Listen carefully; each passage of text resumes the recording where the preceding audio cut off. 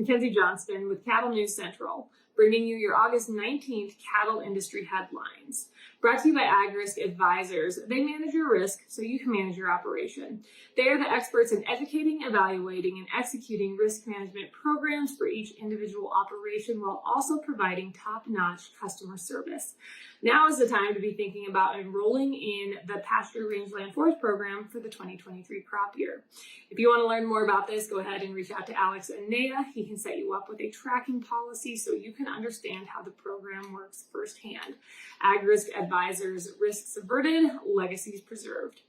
Drovers has reported, according to Scott Brown, Associate Extension Professor in Agricultural and Applied Economics at the University of Missouri, there are a plethora of factors to consider when gauging the future of our cattle markets and our industry as a whole. First off, drought. Brown believes the current drought situation across the U.S. is approaching what we saw back in 2012. In 2021, North Dakota, South Dakota, Montana, and Nebraska all faced drought, and this year we added Texas, Oklahoma, and Kansas to that list. Next, beef prices. Ground beef prices have dropped off a bit due to increased cow slaughter since the beginning of the year. So far, consumers haven't shown any weakness in their dollar despite record inflation and talk of a recession. However, beef prices are down a bit compared to a year ago, indicating consumers may be buying down in terms of the most expensive beef products. Next, cattle on feed. Scott believes we need to get into 2023 before we start to see a reduction of cattle in feedlots that may possibly result in increased cattle markets. Cattle on feed compared to last year hasn't fluctuated a whole lot, so he doesn't see this factor really impacting the cattle markets at this time. Finally, cow herd contraction. It hasn't only been drought and limited feed resources that have caused our cow herd to contract, it has also been lack of profitability. Folks that have gotten out of the business are usually smaller, older producers, and there isn't anyone coming behind them to take over their operations.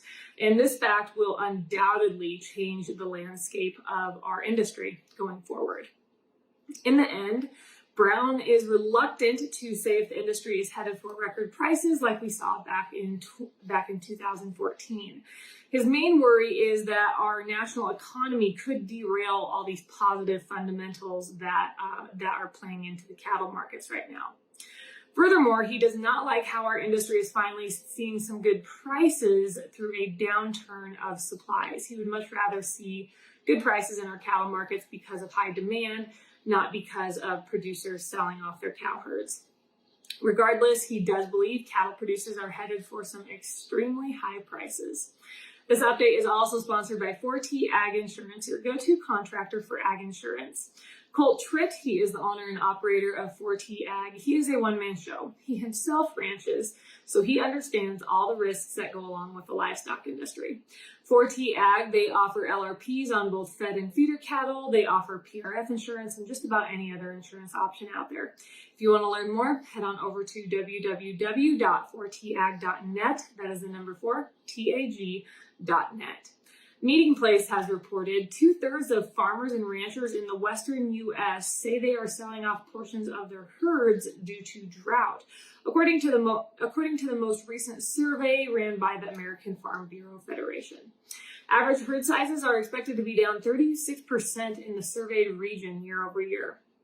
These results surface as the U.S. Bureau of Reclamation reported on Tuesday reductions in Arizona, Nevada, and part of Mexico in response to the depletion of the Colorado River. More than 60% of the U.S. West, Southwest, and Central Plains are in severe drought or higher. And in that area, the 17 states support 74% of our nation's beef cattle and are responsible for 18% of U.S. agricultural production by value.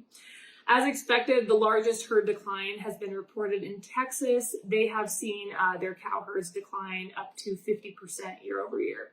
After Texas, it was New Mexico. Their cow herds are down 43% compared to last year, and Oregon, their cow herds are down 41% compared to last year. Finally, Meat and Poultry has reported Tyson Foods announced it will invest $200 million to expand and upgrade operations and build a new well-being area at its Amarillo, Texas beef processing facility. Construction is expected to begin this fall and includes a 143,000 square foot addition to the existing beef complex. Besides expanding areas for employees, the existing operations floor will also be expanded and upgraded. Tyson expects to complete this project sometime in 2024. That facility down there in Amarillo, Texas employs about 4,000 people and has an annual payroll of $180 million. That is all I have for you guys this morning. That is all I have for you guys this week. Have yourself a wonderful weekend. I'll catch you next week.